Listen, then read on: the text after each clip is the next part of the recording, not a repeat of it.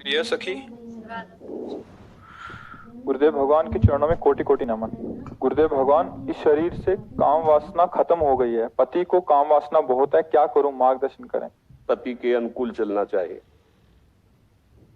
जब दो पाणी ग्रहण करते हैं पति और पत्नी, तो एक दूसरे को सहयोग करके मित्र भाव से चलाना चाहिए। हमें अपनी रुचि दूसरे पर नहीं थोपनी चाहिए, बात ध्यान रखना चाहिए।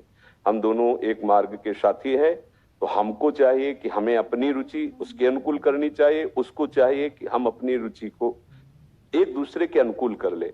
अगर आपकी रुचि नहीं है तो पति को मनाइए और अपनी रुचि में उसको अनुकूल कीजिए। अगर वो अनुकूल नहीं होता तो आप कोशिश कीजिए कि आपकी वृत्ति के कारण कहीं वो व्यभिचार में ना उतर जाए, गंदे मार्ग में न जाए। उसका साथ दो, आप उसकी साथी हो।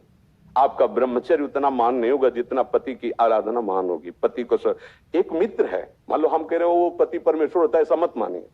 तो एक मित्र है, हम दोनों मिलकर के संसार मार्ग में चलना। तो हमारी रुचि ही पूरी थोड़ी होती है, दोनों की रुचि मिलनी चाहिए। अगर दोनों रुचि, दोनों ब्रह्मचारी रहो। अगर एक की रुचि नहीं तो दूसरे को सपोर्ट करना चाहिए कि कहीं वो लड़खड़ा के गिर न जाए, उसका मार्ग न भ्रष्ट हो जाए। हम ये देखते हैं कि 4 दिन बाद पति पत्नी ऐसे तलाक, ये क्या है क्या?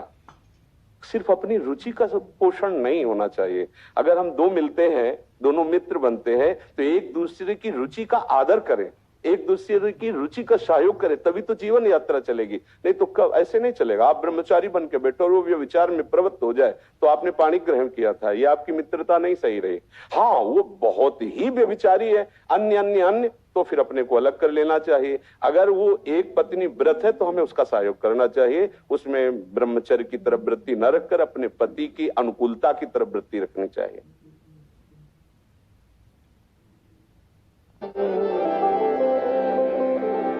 वंदे